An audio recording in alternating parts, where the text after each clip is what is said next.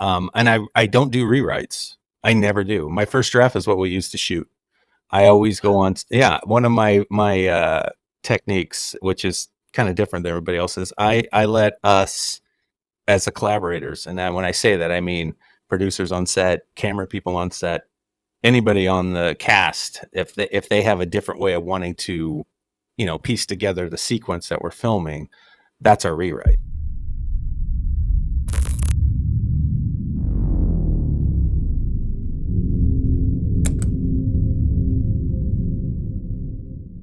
Thank you for joining us on the Downey Cut. I'm thrilled to have Aaron Carlson with us today. Aaron is a versatile actor and filmmaker known for his impressive body of work that spans various genres and styles.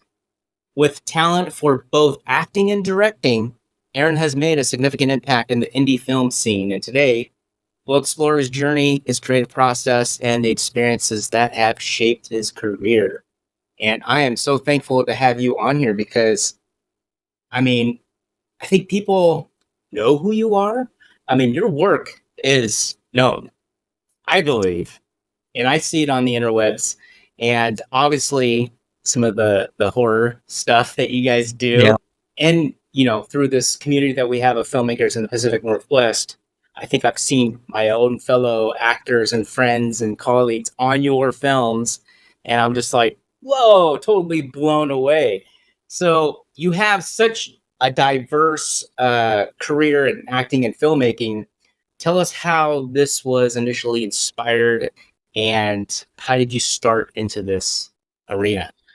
Well, first off, thank you for having me. I really appreciate being here, buddy. And I'm very proud to be on your show and to Thank you. see a fellow colleague, doing a podcast and getting one started. It's not an easy thing to get started and do, and the commitment is a big thing. So I'm glad you're doing it. And that's really one of the biggest reasons I wanted to be here, because I totally support that. I think it's great. I appreciate it. To answer your question, this goes back so far. Just kind of like most filmmakers, more than likely, we all love movies. When I was a kid, that's what I did. Me and my dad, especially, we enjoyed going to the cinema to watch film, and it just kind of resonated with me from an early age. I saw Star Wars when I was 4 years old in the theater. So, and I still kind of remember pieces of that. So it really impacted my life. Never knew I'd want to be a filmmaker. I knew I was a storyteller, though. So from an early age, I was, cartoons or doing comics, drawing, sketching out stuff. And little did I know later that, holy crap, that's like storyboarding, basically, and that's kind of where I started. Got into writing quite a bit in high school, and my college career, I kind of wrote a lot of different fiction. Then I started writing some novels, and I wrote two that were actually finished. One I tried to get published. It didn't happen, but it started me on that journey of storytelling. And then I came across a program called... Let's pause. What novel? What was your genre in that novel? The first book I wrote was called Crimson Night, and it was I'd want to call it more of a sci-fi religious horror film in a way. Sci-fi religious horror always smokes. Yeah. Okay. Yeah, it's kind of wild and all over the place, but it answered a lot of questions for me that I had in my head, and a lot of stuff that I wanted to kind of answer for myself with religion and where that goes and the end of times kind of thing. Oh, okay.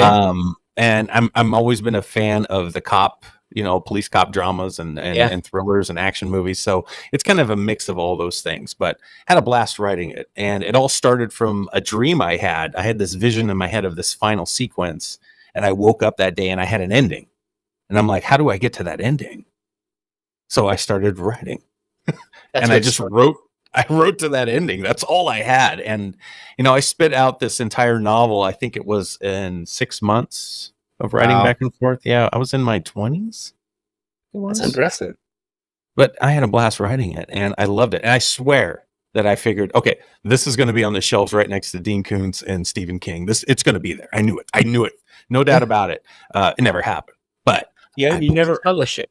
No, I never got it published. But you still have it. I still have it. I know. It's still a movie I could make. Yeah. Wrote another one after that, and then I started a third one, and then I ran into Windows Movie Maker on a laptop. I think Wow. this was what, 2001? Yeah, somewhere around there. And started playing around with that. And I'm like, oh man, you can make movies on your computer now. This is cool. Yeah. So then I realized, okay, I can go buy one of these little DV cameras, grab those DV tapes, get one of those little cords you can connect to the computer, and we can make a movie. Let's go. So I grabbed a couple of our buddies and some of the kids, and we started making stuff. And that's kind of how I started. That was it. So you already had the writing skill. I think a lot of people can envy you about that because a lot of people have difficulty writing. I'm really curious because you have these novels, which means you're an excellent writer, right? Well, you have enough information to actually continue. And, as kids growing up, they always think, oh, I got to write a paper. Right. Oh, man. Or I got to write about a report, right? But it sounds like for you, it just kind of flowed out of you and it was just easy to accomplish. Do you find the same way, like not diving too deep because we're going to get to there, but do you find the same way are you writing scripts that way too? Absolutely. Yeah. They just flow right out of me. Yeah. I always call it my vomit drafts. And they just come out. They're just like, bleh, they just come right out. And I don't do rewrites. I never do. My first draft is what we use to shoot. I always go on.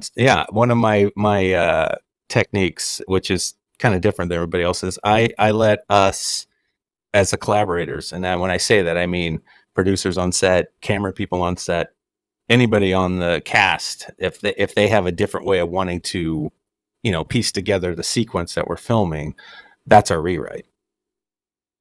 Yeah. And that's basically it. So when I go to set, unless someone has a good idea way early on and we kind of alter the screenplay, normally I go in with my vomit draft and we just go. We go. Nothing changes. It just kind of. And if it changes, those changes are due to on-set changes that we make, or our actors going, hey, what if I do this instead or say this instead? And I'm always asking them to share their talent and their gift to do that, because this is our film. This is mine. This is ours. So please go do your thing. All right. So for all of us that are listening, let me just reiterate this. Yes, please. You write one script and you're done. Every time. I envy you because I wrote my first script and I did 20 drafts. Yeah, that's normal. 20 plus drafts. Yeah. Oh, that's amazing. It's crazy. Right. I know. I'm a time guy. I felt like I wasted so much time in my life not pursuing this craft. And I got to a point where I realized that, time is valuable and it's short. When you get older, you start feeling that way. Yeah. My biggest thing was to allow myself to be free of that, tell my story, and then let others enhance it. And that's how I go. And that's exactly what I do. So when we have our cast and crew together, I want them to be comfortable to come to me and say, I want to change this. I want to do it this way instead. How's that work? And we give it a shot. And more times than not, that's the way we end up doing it. And that's what's so cool about it. And then I feel like a lot of the responsibility of the writing is not just on me. It's on all of us. So if the movie flops or the story doesn't work, it's not my fault. It's all of our fault. So let's move on. I love that. I love looking at it that way. That's a great. You should have t-shirts made of that, right? Yes. Hey, it's a collaborative effort. Don't blame the writer. No, we will all fail together. How you like that? Exactly. So going back, let me just go back quickly. So you pick up a recorder. You already have the writing stuff down, and you're putting in tapes. What are you making? What kind of films? Oh my goodness. Everything goofy. At that time, I wasn't really writing anything when we would make it. We would just kind of improvise stuff. We would come up with ideas and go, okay, so let's walk into this room and we'll do this. And then the next thing we'll do is, take the camera over here and then we'll shoot it while we're walking past the camera. And then when we get in this room, what we're going to do? And we have to think about it for a second. And we would just kind of improvise. And they were all short films, just goofy stuff, really silly, whether it was with the kids or us thinking we were cool and being filmmakers.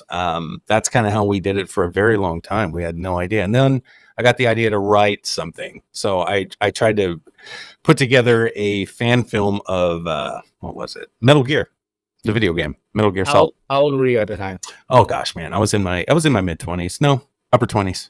Almost 30 at that time. Yeah. And we had no actors. It was just us, friends, family. kind of thing. And we went out in the woods and just started shooting this movie. And yeah, it's pretty bad, but it was fun because we were really proud of what we were making. Like, this is so cool. I just got into some After Effects stuff at that time. So I was learning visual effects and I was trying to practice these things, and just come to find out they were terrible. But I mean, that's exactly how you learn, you know. That's it. Yeah. Yeah. You got to try it. Yeah, Keep man. on going forward. Yep. What, now, is that online? Can people see that? No, that is not online. But I don't mind sharing it. And I've shared clips of it before. And a lot of people said, oh, this is like the greatest movie I've ever seen. I'm like, it's the worst movie you've ever seen, but it's still a lot of fun because it shows that skill set. I had someone tell me one time, it's like, you know, it's not about the quality of the work you're doing when you're just starting. It's about the passion that's behind it. Yes. You know, and you can see that in a filmmaker. You really can. And I've noticed that too. Yeah, the movie is that I'm watching from this new filmmaker may not be perfect. It may not have all the assets that you need. It may not look and sound the way it should, but there's something there, and you can kind of smell it. Yeah, and that's a filmmaker. And then you want to take those people and go, okay, keep making movies, keep doing it, because that's where you start. And then, you know, in a year from now, watch where you're at. And 2 years from now, watch where you're at. That's really what happened. And they did it. I mean, they took that leap of faith, the courage, the fear of rejection. They, you know, it was like, let's do it. Yeah. I mean, that's okay. So you started. Now, looking at your history, you've worked on projects like The Four Rivers. Yes, sir. And The Shape, Chapter 1, a Halloween fan film. What was it like working on these films, and how did they challenge you as an actor and a filmmaker? Because I know you're in them. Yeah. I did everything on those films, and most of our crew does. We're all like Swiss Army knives of filmmaking. That's why I look at it. It's like, oh, I got to put on my gaffer hat. You know, I got to put on my audio hat. You know, oh, I'm a cinematographer today. Let's go. And what I learned in that one, that was a little piece we did, and that. It's a funny story. Let me go back. So It was Halloween night one year, and my family and I were all going out together, and my new son-in-law shows up, and he is dressed like... Wait. Please go. Son-in-law? Oh, yeah. I've got kids, and son-in-law? I'm a grandpa too now, so you don't even look that old. That's why I'm just like blown away. Okay, I know. Okay. That's the thing. Well, I saw Star Wars when I was 4, so that'll give you where the age I'm at. Got it. All right. Anyway, we go out as a family, and this was the first time. It was the first Halloween, and I know my daughter told me, the guy I'm seeing and gonna marry, he loves horror. He loves horror. I'm like, okay, cool. So we'll all get along because we love horror movies. We love all movies, but horror is like the cool genre too. He shows up as Michael Myers, and I'm watching this kid walk around the neighborhood, just, messing with kids and standing. He was perfect. He had the mannerisms. He had all of it. And I'm like, dude, he's really good at Michael Myers. Maybe we should make a little short film and just have him play Michael and see what it does. I've never done a fan film before, so let's just try it. So I wrote a little script. I was like, I don't know, 20, 24, 26 pages, something like that. I pitched it to him. He read it. He's like, oh, I'll do this. And then we started just reaching out to some local actors and see if they want to be a part of it. And everybody wanted to. So we're like, okay, cool. Let's put this thing together. So we did it. We shot it like in 3 days. I think it was 3 or 4 days. And it was just at my house. No big deal. Very easy. We just fed everybody. We kicked it, had a barbecue, just had fun. Make this movie. And next thing I know, and you wrote it. Yeah. And I wrote the first chapter. We go out and we film it. We get it out on YouTube, and it does very well. So we were like, well, maybe we should do a chapter 2 and a chapter 3, but let's ask another filmmaker if they want to be a director in the next one, So we reached out to another local filmmaker, Ryan Smith. So he jumped in and directed the second one and wrote it. He had that idea. He saw the first one and loved it. I acted in that one, which was fun. And we got his story, and he tied it into my first chapter. And then I went to my producer, and he did chapter 3, and he was like, yeah, I got a perfect ending for the story. I'm like, cool, you do that one and we'll just continue it on. And now we've got like a 3-chapter little series. And they all did fairly well on their own. Well, what I did was I took all 3 of these shorts after they were released, combined them into one feature film, put that on YouTube as a feature. It's like an hour and 10 minutes, I think it is. And that up to this day is roughly 350,000 views on YouTube right now. And Wow. it's got such a positive rating that I was like, okay, people actually like our shape films. Let's keep this universe going and see what we can do. Let's build a YouTube channel. That was my idea. Let's just see if we can build a channel. You know, that's another asset for a filmmaker. I think a lot of people overlook. If you can get a monetized channel, now you have your own platform for distribution where you can actually get monetization and get paid for some of the things you're doing. If it blows up, you never know what can happen, right? So that was my goal. And I took this last year to really focus on the horrorverse and kind of keep that storyline going, and it just got bigger and bigger and bigger, and that's where we're at today.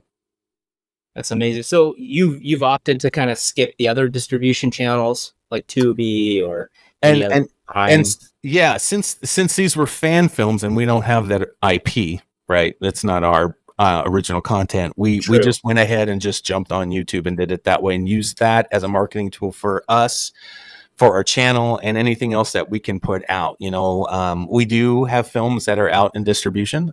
We've been focusing on our documentaries. That time we've done 2 so far. It's The Giant Pacific Octopus and our new documentary, Will and Away, which will be hitting Amazon Prime, I believe, on the 18th, right around there sometime. And those films are our distribution platform films. So Giant Pacific Octopus has been out since 2021, late 2021, almost 22. Yep. And that has been our biggest financially successful movie so far. And what's it called? The Giant Octopus? The Giant Pacific Octopus. Samantha Hannah, my wife, she's the one that directed that. I was cinematographer on it, and I helped her do the editing and the post work.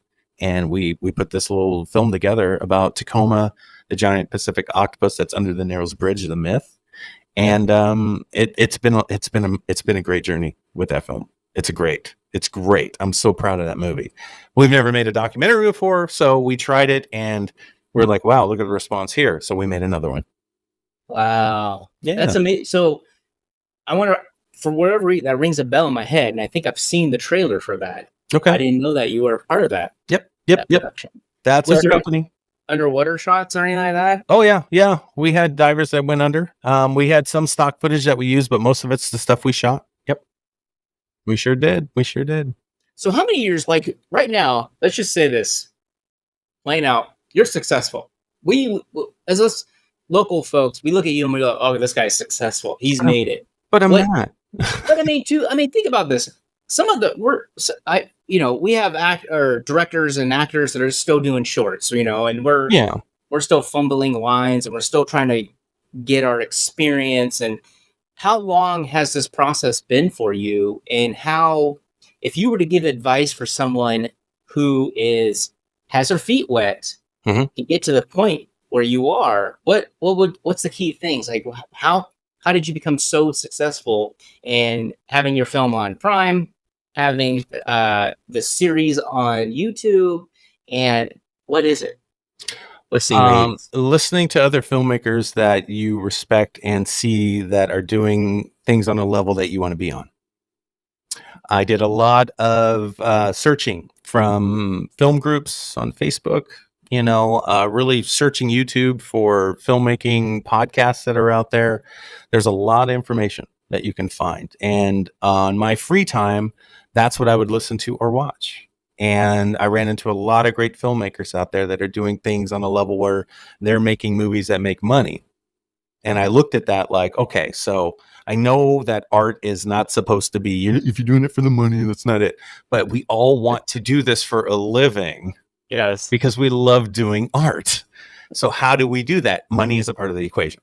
It is. So I started to follow a lot of talent out there that I saw something in them where I'm like, okay, this guy's doing something, or this lady's doing something, kind of just watched everything they did, listened to everything they did, and started to connect with them and make relationships with them. So, reaching out, we have a podcast ourselves that we do, invite them on our show. We get to know them a little bit. We get to talk to them a little bit, thank them for the information they're sharing, and being grateful for it. A lot of filmmakers out there don't want to share a lot of their secrets. Well, they're not secrets. They're not, it's like, some people don't like to express themselves and say things because what if I tell them how I got this distribution deal and then they go out and do it and their movie does better? Well, that's a good thing. Right. That should give you hope that maybe the next movie you make does what theirs did, if not more. It's a collaborative effort. We're all in this together. It's one big boat. It's one big ship. First of all, let's talk about your podcast real quick. Sure. It's Around the Reel. You can see it on the back. How long have you been doing podcasting? This will be our 5th year this month, actually. Well, congratulations. Thank you. That's amazing. Yeah, 215th episode came out today. Wow. Yeah. How's that as far as the revenue? Does it help kind of bring in some funds, or is it because you're passionate? A little of both. It depends on what year you ask. So our podcast in the beginning started, and we got a great tribe of people right away. So within the first 6 months, I think our numbers were like way more than average for a podcast starting. So I was like, oh, well, maybe people are hungry up here in the Pacific Northwest for that kind of a show, And I've always been a radio person. I loved listening to Howard Stern when I was a kid. T-Man in the morning in Seattle back in the day. It didn't matter. I just loved radio. And I always wanted to do like a radio show podcast. That was our thing. No script, no nothing. Let's just go and talk to people, see what happens. If I could take phone calls, I'd be like, yeah, Around the Reel, you're on the air. That's what I would do. So we kind of just molded that into this creative thing where let's talk to creatives and get to know them. And it wasn't just for filmmaking. If you're a painter, you could be on the show. If you're a musician, you'd be on the show. If you created any work of art, you can be on the show. That's what it was all about. And I think about the year mark, we realized our numbers were pretty high for what we were doing. And as far as revenue goes, it was nowhere near making anything. I mean, that's the trick with podcasts, right? If you're on the Joe Rogan level, yeah, you're going to be making some money. But if you're not hitting millions of listens or hundreds of thousands of listens per episode, you're not going to be making anything. So it really comes down to just making a platform for creatives to share their work with others and to have a voice and to be able to get out there and we all can learn from each other. That's primarily why we did it, and to laugh. We just wanted to have fun on the thing. And entertain people if we could, because not everybody that listens to Around the Reel is a filmmaker. A lot of them just like to hear us talking a bunch of garbage and crap and just having a good time with people. And we try to have it fun and goofy and weird, and there's no structure or anything. So we kind of go off on tangents sometimes, and maybe it works, maybe it doesn't. But we never put much thought into it. It's just turn on the mics and let's go. So why do you think filmmakers have this sense of competition? Where does that come from? That is a really good question, my friend. I'm still trying to figure that out. Even when I feel it, sometimes I even feel it, where it's like, oh, that guy's making a movie, watch my movie. Wait till mine comes out. I think that competition thing doesn't have to be negative, if that makes sense. I don't think it has to be a thing where you can't support the other person, but you should feel, I think, a sense of competition, but you're not really competing. It should, I think that feeling we get, we think it's competition, but I think that's inspiration. I think at times, and we confuse it. Yeah. I think that's what it is. It's like, oh, if he's doing that, I want to do that. Oh, if she's doing that, I can do that too. I know I can do it better than that. I'm going to do it. That doesn't mean that their work isn't good. It just means that you want to do something as good as they did, if not better. Right. That's it is. It really is. But I think some filmmakers, I believe, kind of take that the wrong way, where they don't want to actually, support another indie filmmaker. And that's just wrong. It's just wrong to me. I don't see that as a positive thing. And I think it'll hurt you in the long run. We try here at CCC to support everybody in this community, especially, and all over the world. We've talked to people everywhere. And our goal has always been to be that supporting system, that joining together matters. You may not work with everybody, but knowing them, knowing they're out there, knowing that they're doing work, knowing that they're putting in that time, I think you'll get something back in return for yourself. I mean, those same people are the same people that contributed to our crowdfunding campaigns that came back to us later when we needed something. They had our back. And why? Because we had theirs. That's what you do. That's what you do. How many times have you guys had the crowdfunding campaign. Is that difficult to do? Was it hard to start it? Like, how did that go? Has it Yeah. always been successful? Yes and no. Yes, the last one we did was actually successful. We hit our goal, and we went into stretch goals after that to see if we could do more. That kind of went down the hill after that, but we did make our goal for the first time, which was great.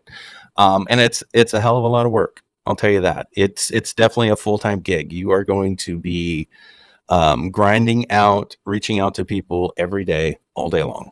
And it's not just putting a post up on Facebook or Instagram or Twitter, X, and thinking that people are just going to click on your link and just send you money. It's not that easy. No, you literally have to have a strategy and a game plan and to know what you're doing and who you're talking to and why.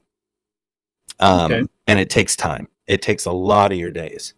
And after about 30 days of that, you're kind of burnt out. You're kind of over it. Yeah. But when you see that kind of support coming in, sometimes it kind of fuels you, and keeps you going, because it's amazing that the amount of people that support you don't even know. You don't even know them. Yeah, they're just fans. Yeah. They're fans of what you've made. They're fans of the horror. Yeah. Right? Yeah. It's definitely not your friends and family. It's not. And they know that you're indie, right? A lot of people love indie. So just real quick, you do a fundraiser campaign. How much time goes by before you go into production? We were actually filming while we were doing the crowdfunding. Okay. Yes. Yes. Either way, we were going to make the film. The crowdfunding campaign would help us give back to everybody that helped us make it as we were going. Yeah. Yeah. And then, are you a full-time filmmaker, or are you have a day job? Yeah, I am now. I quit my day job back in March to pursue this, and I'm just finding out that might not have been the best idea. So we'll see how it goes. I was going to say, there's hope.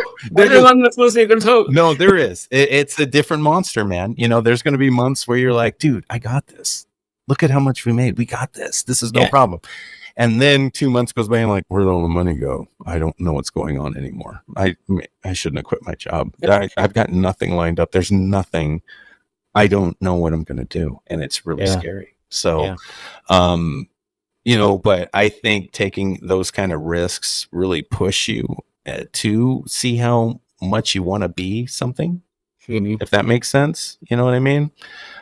I can't see myself doing anything else. I've tried everything else, dude. I've had so many day jobs and I don't make it. I've got friends who are doing this that are in a career and they've been doing it for 15, 20 years. The same job. I've gone through so many jobs and there's a reason for it. I get burned out. I don't care. I don't care about this stuff. I really don't. I can't take it seriously. And it sucks because I have a family at home. I've got older kids now, but they're still my kids, and I'm like, do I take this chance at 50-1 to do this? And I did it just to see. And worst case scenario is if it doesn't work, I'll go find a job. Yeah. That's basically it. But I got to try. Now, I've seen Star Wars. I got to be like Yoda. You do it or don't. Leap of faith. Just go. You got to go. Did you go to school for filmmaking or are you self-taught? I am self-taught. Yeah. Wow. That was it. Yep. That's just going in there and grabbing a camera and start making stuff. And as years went on, you just kind of get better and better and better. You start learning the format of filmmaking, I think, your way, but I learned it by watching movies. So, what about acting? That's the same kind of thing. I think that's like playing when I was a kid. Yeah. I'm just playing. Yeah. So I have the hardest time memorizing lines because I'm not a trained actor. So even if I write it, I don't know. I was wondering about that. about that. No, after I'm edited a film, I can remember everybody's line. Yeah. After the film is done, but during filming, no, I don't know. All right. So you've never technically been trained as an actor, but you act. Yes, sir. Okay. How is that? What's the experience in it? If you're directing your own film, you're acting in your own film, how do you juggle those roles and how do you keep it straight? Being around people that have worked with me long enough to know my visions. So Samantha, my wife, as a producer, she knows exactly what I'm talking about when I say it. Charles Lawson, my other producer, friend I've known for 30 years, started making movies with me when I got that Windows Media Player or Windows Filmmaking little app on that laptop. He was there. So with those two especially, I'm able to just say something and they know it. They know what I need or what I'm looking for. So when I'm on the other side of the camera, when I'm not filming, They know what I'm talking about. It's the people around you that make it easier. And that's it. I mean, if you've got a team of people you trust and you understand, what you're trying to create, it makes it really, really easy. So I'm lucky that way. How big is your team? Just those three? Just those three. We've added two more the last few years. We have our composer and sound editor, Kelvin Galoza. He's a big time composer. He's worked on some amazing things in Hollywood, and it's amazing that he works with us. But we've got a great relationship with him. We're really good friends. He's part of our family. He's just a cool dude, and he's taken on that role in our sound department and is our musical director. And we have Stephen Eaton, who is our visual effects supervisor, also another producer, great writer. He writes some of the best dialogue I've ever written. I'll write a draft. He's like, hey, you want me to take a shot at your draft? I'm like, dude, we don't do rewrites. And he's like, oh, just shoot it over. I'll shoot it over to him. And he'll rewrite some great dialogue where I'm like, okay, bro, you did that fast and it's awesome. So we kind of all collaborate, us five now, and have come up with some great things and great ideas and great projects that we're going to be doing from here on out that we're super excited about. We'll see. They're all really different, which is really cool. We're not stuck on one genre, and I absolutely love that. Yeah. I think just from what I've seen on Facebook, I thought you guys were just the horror, and then I saw the documentary, and I'm like, oh, it's very broad. Oh, yeah. Yeah. It's in all different directions, which is great because it makes you more versatile. What's the key thing on when you're in that you have your team, the collaboration, and this tight-knit group? What's the main key that you think, like if you were the sound guy, was it his resume or what was it that clicked to go, hey, come aboard, I want you part of the team? Personality. I always go and fight for the people that I know we're going to have a great time with. I always feel like that positive energy and those positive relationships show up on the screen. So yeah, I could have somebody probably that was, way better than somebody else, but if I don't get along with that person, I don't like that person, it's going to come out all gross. The experience isn't going to be a great time. We're all about having a good time when we're making these things and just smiling and being like that 12-year-old that's still inside you. That's basically what we shoot for. And I think a lot of our casts that we've worked with, the crews that we've worked with, they feel that vibe. And I think that's why we get, some positive comments from people out there in the community saying, that they're a lot of fun to work with. That's why. I think that's all it comes down to. It's nothing more than that. You can do the job. Great. You're a cool person. Great. Let's go make a movie.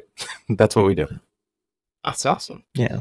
So no pretentious hurdles to jump over or nothing like that. Even competition. No. we the last few films that we've done that are been narrative driven, we haven't even done auditions. It's literally just, hey, I know this guy can do this role or she can do this role. Let me just ask them if they want this role. And then sometimes, everybody that we've asked will do it. They love doing and working with us, and we're grateful for that.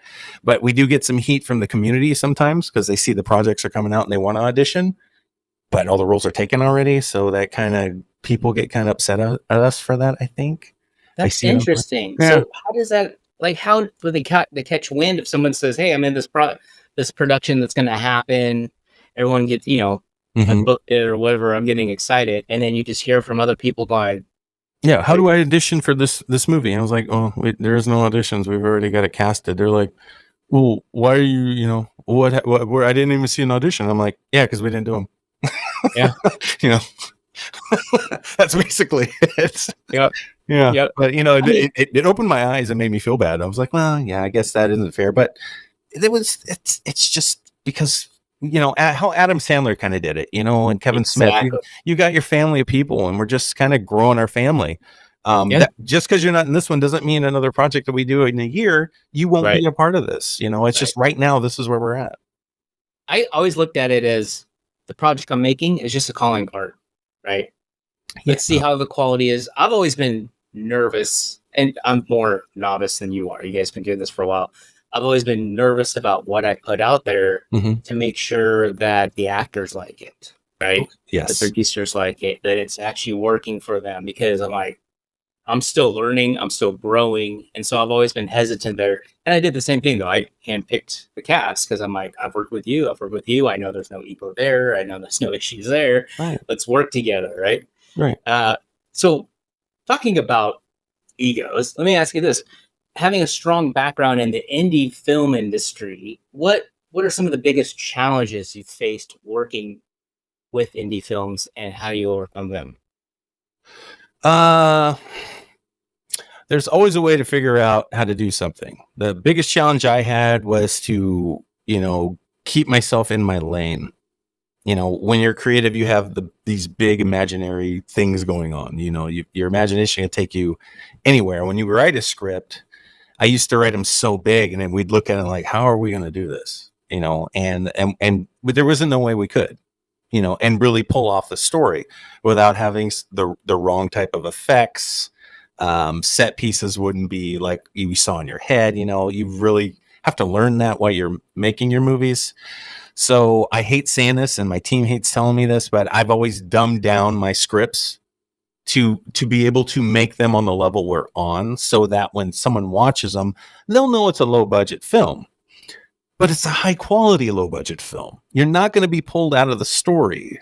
If you don't like the story, that's one thing, but that nothing in the film that we put in there will actually make you go, oh, do you see that effect? Oh my God. You're not going to feel that way in our movies, because we want to stay in our lane.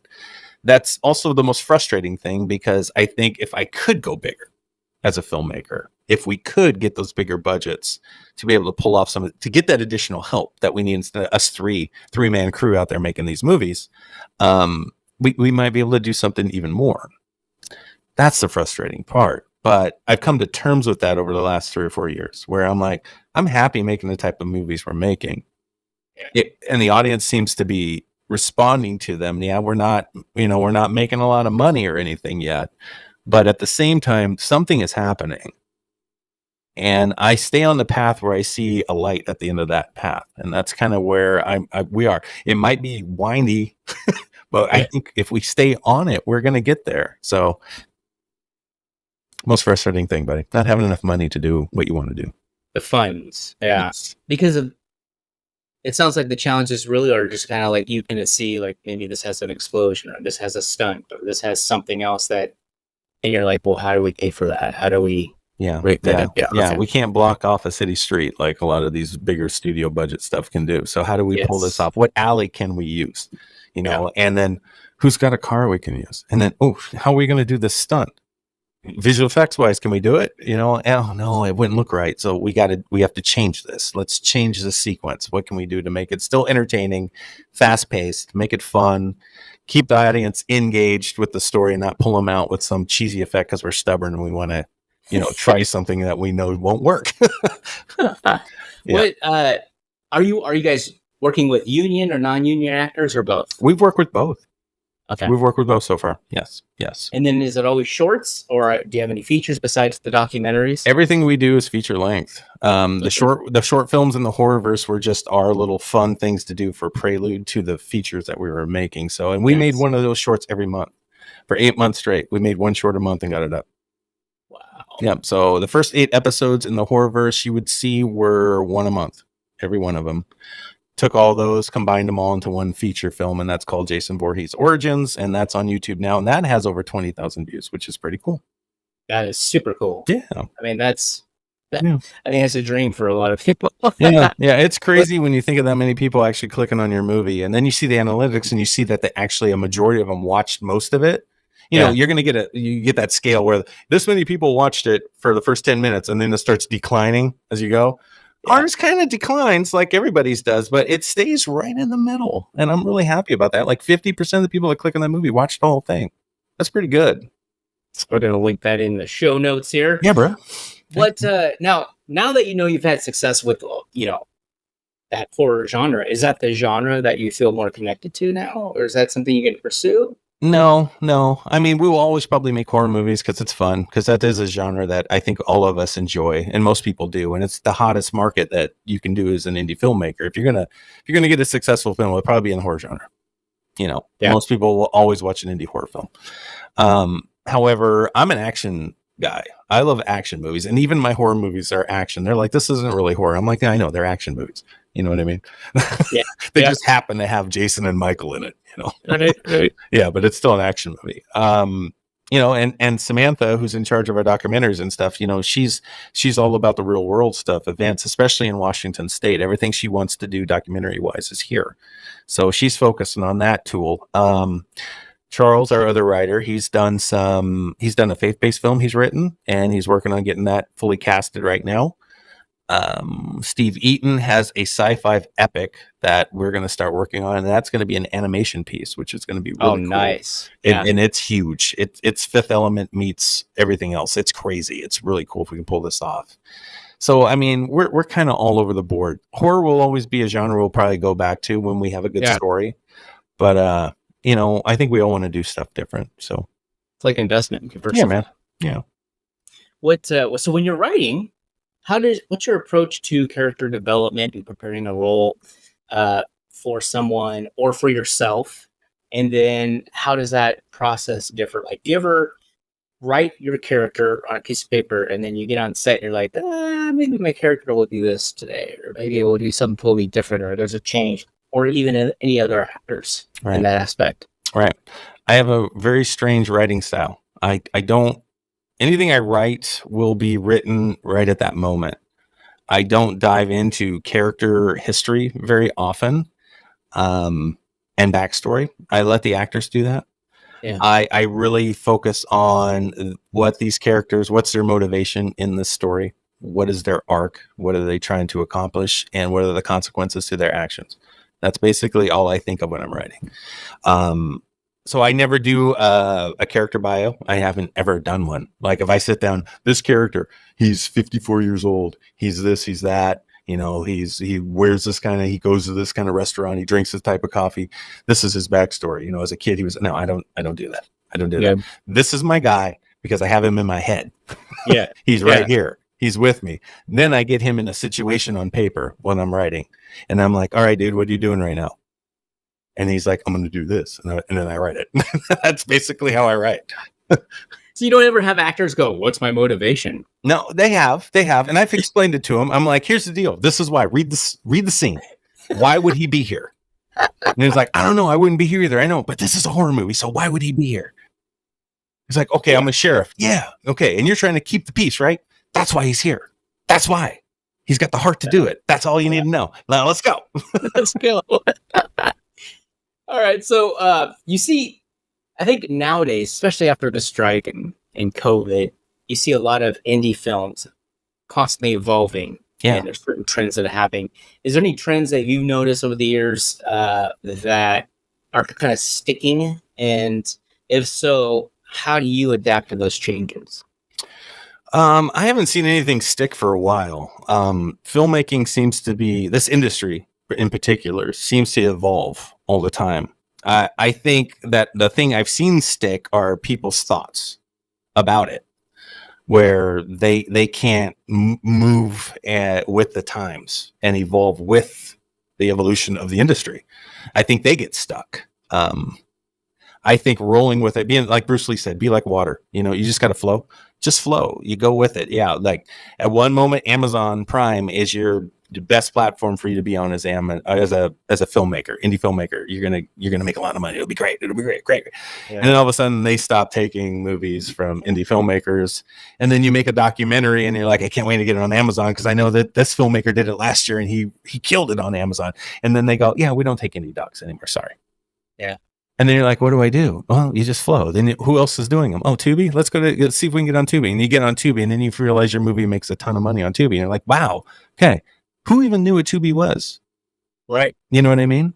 Yeah. Until it became Tubi. So I see a lot of filmmakers get stuck in that, like YouTube especially, or these other little Roku channels, or whatever it is that you can get your film on. No matter what you get your film on, you should feel lucky you have it on that platform as an indie filmmaker. Just because you don't know what's going to be the next Tubi. You have no idea, right?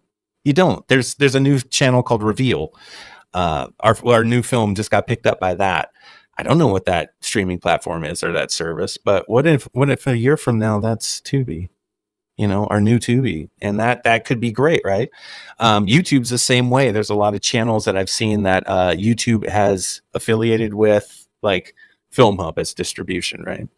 If you go through Film Hub, your movie could be picked up by a YouTube channel that actually pays you for your streams, which is still monetization of your film and distribution. A lot of people don't want their movie on YouTube because they think that kind of brings down like the value of it. Like if it's on YouTube, then no one's going to take it seriously. Everybody's going to go to YouTube to watch my movie and not go to Amazon Prime or wherever it could be. And that's not true. Right. That's not true. So I mean, you take advantage of every opportunity that's out there to get your film in front of anybody.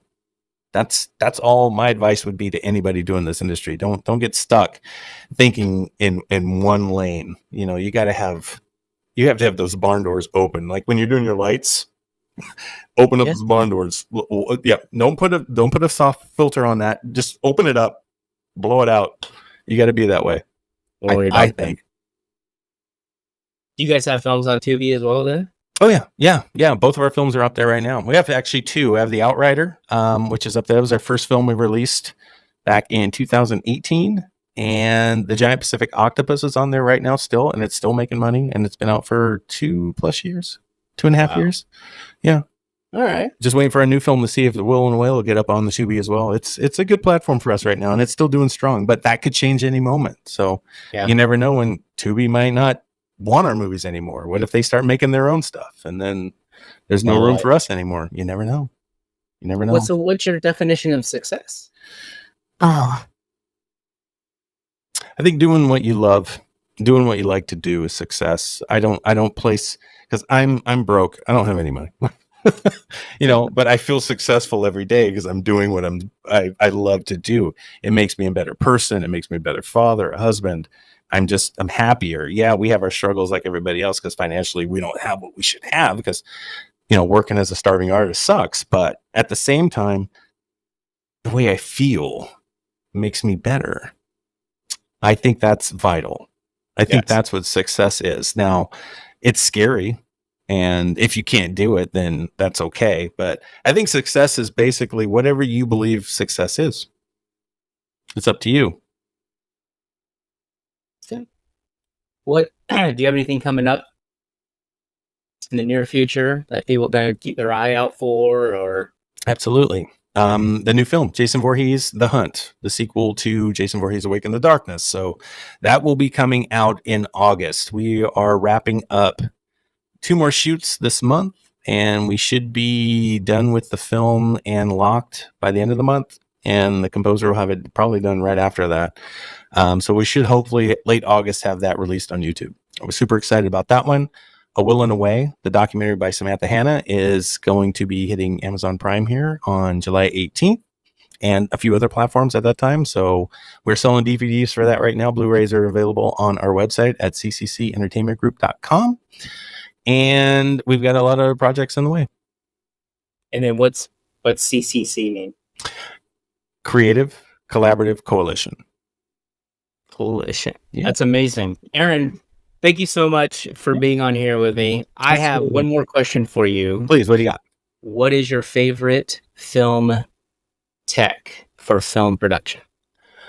Oh, I'm an editor. I love software. So I fell in love with DaVinci Resolve when I started putting my hands on that one a couple years ago.